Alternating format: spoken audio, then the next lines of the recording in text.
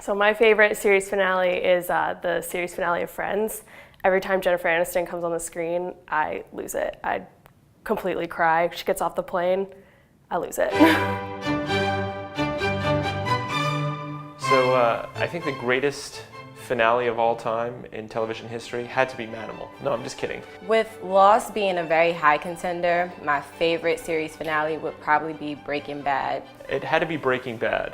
Here's a show, and for me, especially because series creator Vince Gilligan came from The X-Files, which may have the worst wrap-up of all time, just there was a beauty to the way that the saga of Walter White just went, where you could really follow him from this meek chemistry high school teacher to the one who knocked. I may or may not have cried slightly, very manly tears, seeing Jesse drive off, at least one person making it out alive.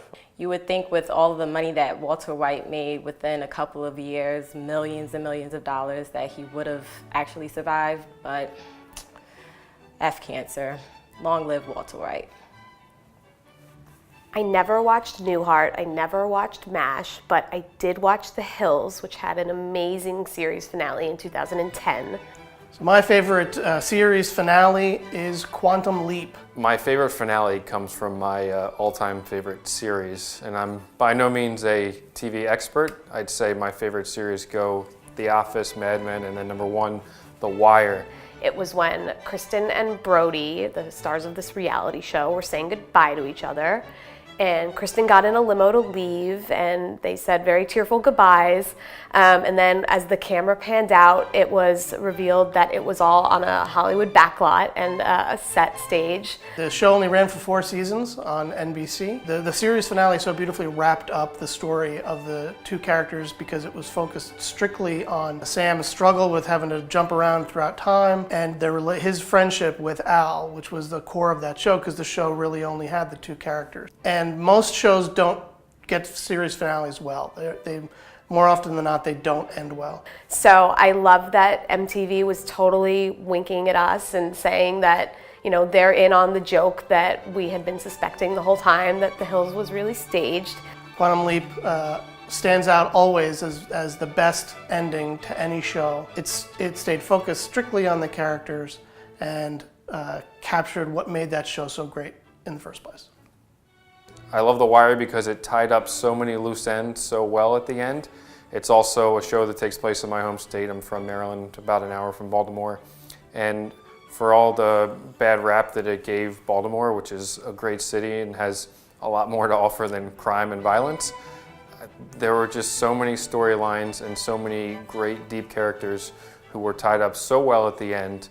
And I just think about that scene with McNulty outside the bar at the end, and they're celebrating him leaving the force, and everyone's happy, and they're doing the Irish singing and dancing, and him looking out over the bridge, and you know, right after he went to rescue that homeless guy, basically, and I just thought it was really well done the way they tied up everything so well at the end.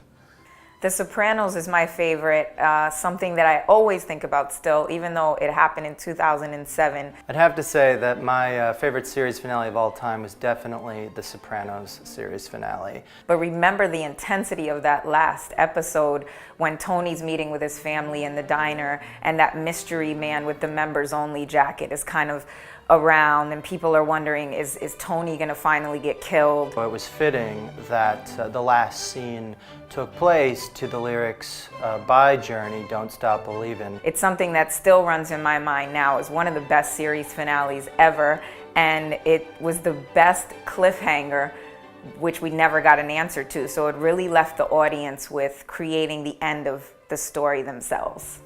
I loved that they actually left it uncertain, giving me a viewpoint to advocate for eternity. I do believe he died, but I love that it's up for discussion. All right, I come to talk today about worst finales, not best. Obviously, the worst finale ever was Star Trek, the original series.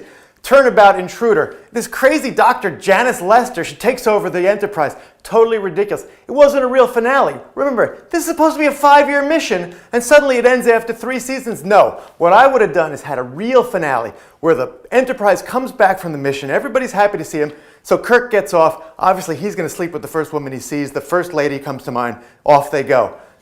Bones, look, remember, he's not a bricklayer, he's a doctor. Well, he comes back, he becomes a bricklayer. And Spock, of course. What happens to Spock? Obviously, he becomes a spokesman for a chain of casinos in the Midwest. That's a finale. Now, do we want to do that again because I f***ed up the line? Or? No, that's perfect. All right. Well,